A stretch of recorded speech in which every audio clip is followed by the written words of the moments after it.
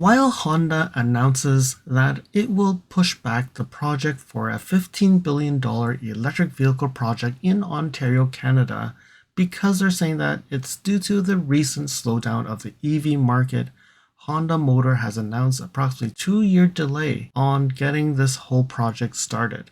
And what does that mean? So Honda is thinking that EVs are slowing down and they're not willing to spend the $15 billion. But then on the other hand, another Japanese manufacturer, Toyota, today announces the 2026 Toyota CHR in both the United States and Canada.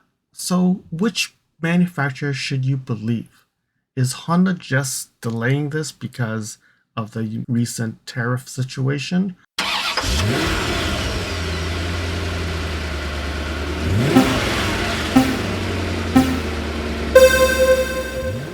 In this video, we're going to be looking at the 2026 CHR. And if you recall, I had a video on the 2026 Toyota CHR Plus, which was available in the European market.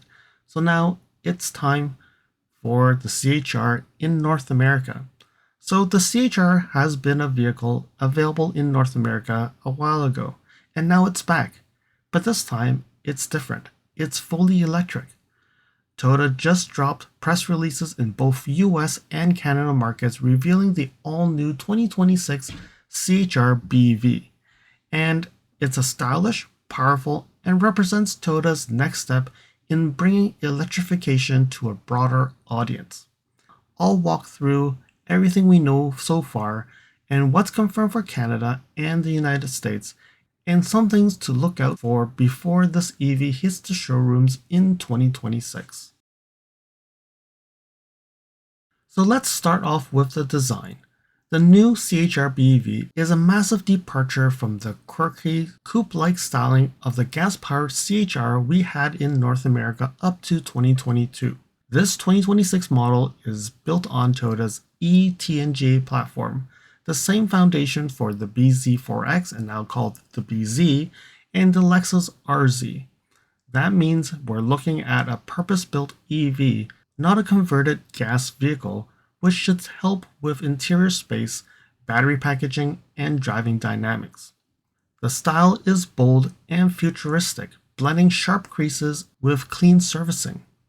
Based on the official images, you can get a distinctive full-width light bar and a low slug roofline and aggressive wheel arches. Toyota has confirmed the size of this vehicle, so we're talking about 178 inches, 4,520 millimeters in length. In the width, it's 73.6 inches, 1870 millimeters in the width. The wheelbase is 108.3 inches to 2750 millimeters, and the height is 63.8 inches and 1595 millimeters. So when you look at that, that is the exact same dimensions that we see in the CHR Plus in Europe. So definitely not the biggest car you can get, but I would say it will work for many people. But we do know that this is a subcompact crossover class, which is actually very ideal for urban buyers who want style, efficiency, and a compact footprint. Powering the new CHR is a 77 kilowatt-hour lithium-ion battery.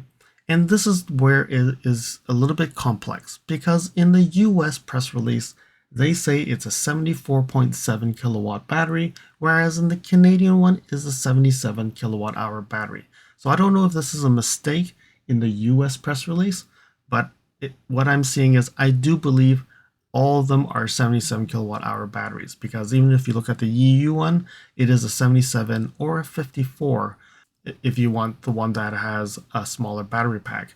But it does look like this is a bigger battery when you compare it to the Chevy Bolt or the base Kona electric. So Toyota is saying that the two powertrain options, and in US, all-wheel drive is standard, so you do not get the front-wheel drive, which is really funny because in some places you probably don't need an all-wheel drive in the United States.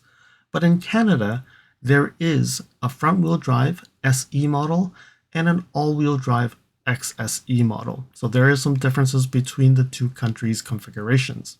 So for the one that has the all-wheel drive, so this is the same across the board for US and Canada, it makes a solid 338 horsepower. And from 0 to 100 kilometers, it's 5.2 seconds. And for the folks in the US, 0 to 60 is about 5 seconds. So that is quick. It's a very quick vehicle. And then when you look at the estimated range, in the United States, they're saying about 290 miles, and that's an EPA. And when you look into Canada, the one that has the front wheel drive is about 500 kilometers, which is 310 miles. And for all wheel drive, it's 465 kilometers, which is 290 miles, which is the same as the US numbers. So definitely very competitive in the subcompact EV market at this time. Inside, Toyota is promising a more premium and very minimal feel. One of the standard features across the markets is you can all get a 14-inch touchscreen, and it'll be running the latest Toyota audio multimedia system with voice-activated controls and over-the-air updates. And in the Canadian press release, Toyota does emphasize that there will be soft touch materials and customizable ambient lighting, which means it has very similar functions as the current NX that I have. So I really have to think, what is the next gen NX going to look like?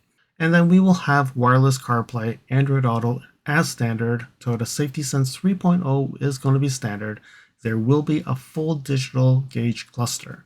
And there will be options of a heads-up display and the premium audio system. We'll get more details when we do the spreadsheet to do the comparisons. The outgoing CHR, the gas version, was never known for cargo space, and we can now see that Toyota is listing the 720 liters of space behind the rear seats in the Canadian version, which is about 25.4 cubic feet, which is the same number that we found in the US press release.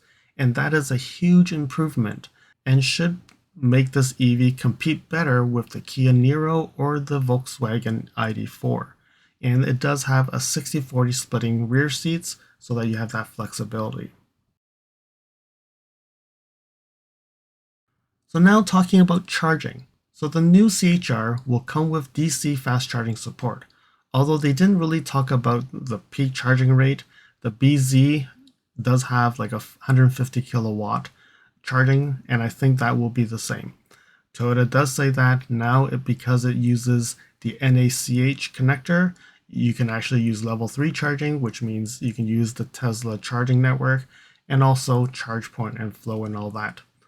And then when you look at that, definitely that will help the access of charging.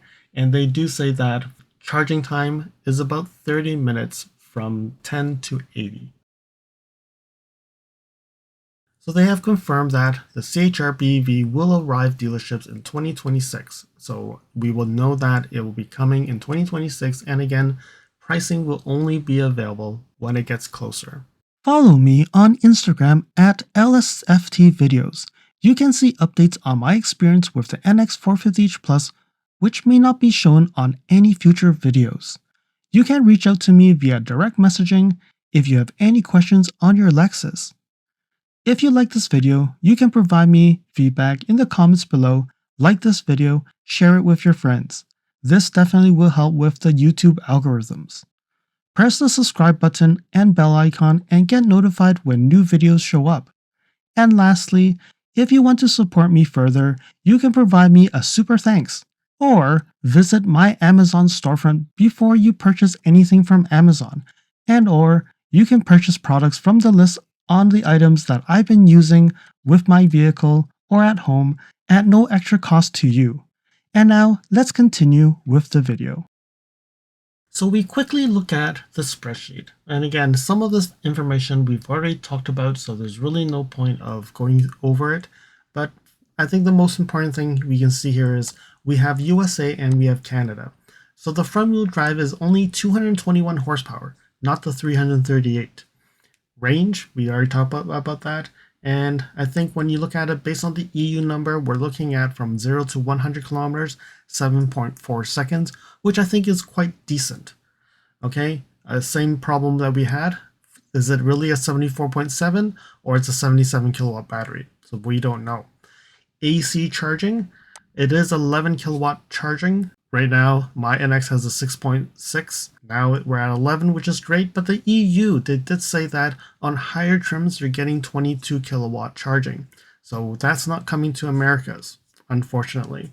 So the AC charging cable is a dual voltage, so it will work on 120 and 240, which is great. Toyota Safety Sense, it's coming with 3.0, so no 4.0 yet. So it seems like ES is still the first one getting 4.0. When we look at the wheel size, it's an 18 or 20 inch, so 18 for the SC and 20 for the XSC in the US.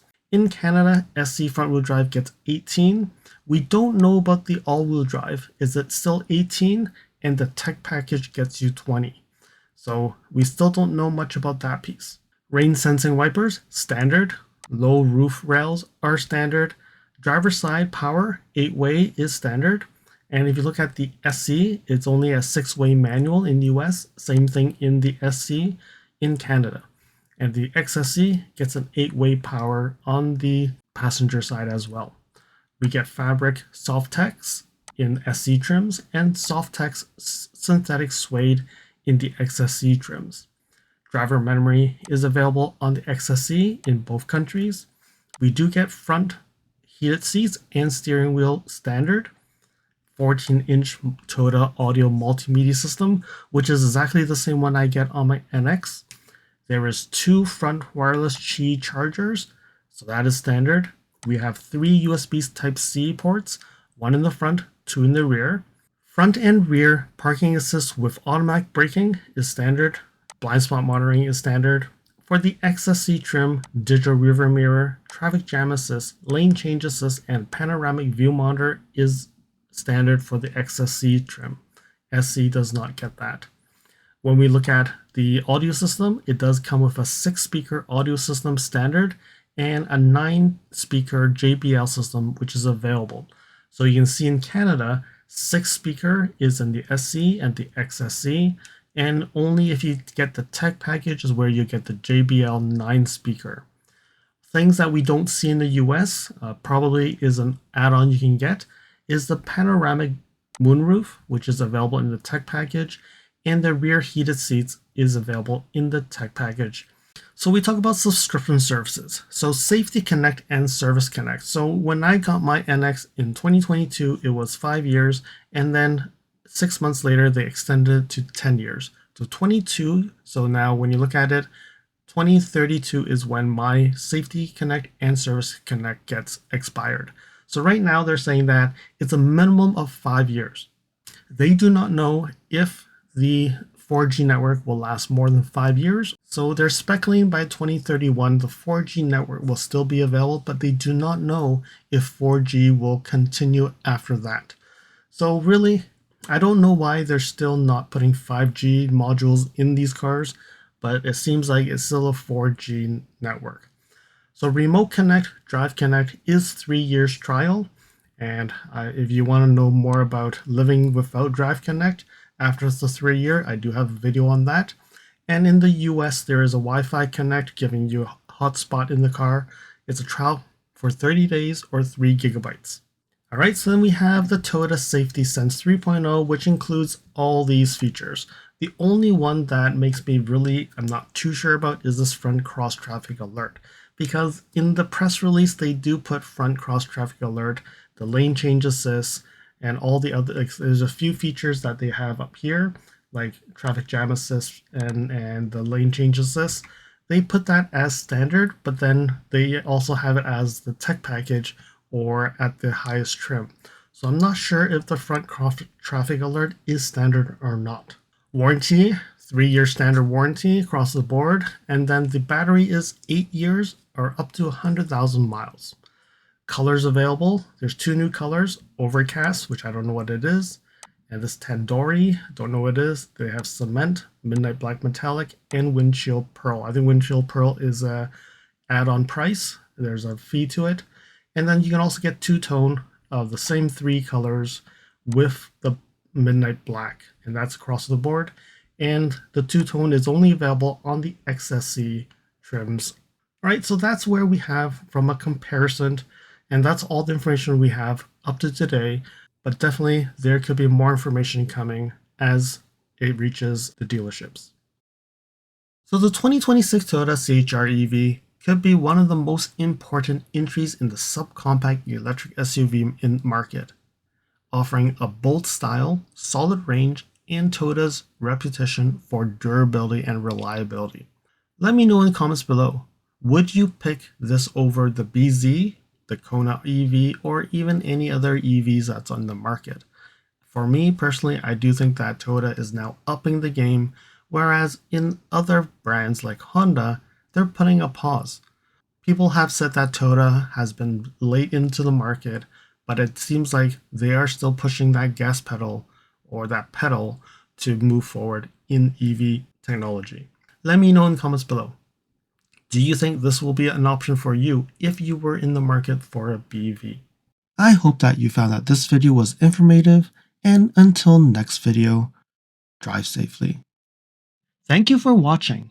If you liked this video, please comment, like, share this video, and if you want to see more videos like this, you can subscribe to my channel and press that bell icon to get notified when new videos are posted. And if you'd like to support this channel, you can provide me a super thanks. And until next time, cheers.